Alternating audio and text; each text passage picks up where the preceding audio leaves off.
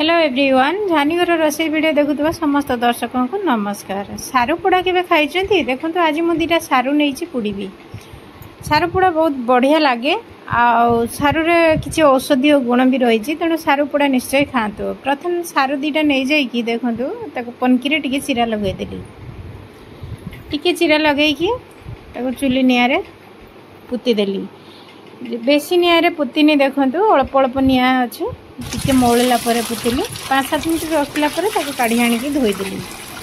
बेसी समय अंगरारे पुतीबेनी कहीं सी चुपा बहुत पतला पुड़ीज पुड़ीगले आउ सारूर किसी अंश रही खावाई तेणु अल्प समय पुड़े अल्प निआरे पुड़े आलू पर भी चुपा छाड़े तेणु आपको धोई सारापर आलू पर चुपा छाड़ी जाऊँ देखो सांगे सांगे काढ़ी आणिकी चुपा छड़ाऊँ ना धरी होनी टे ताती बेसी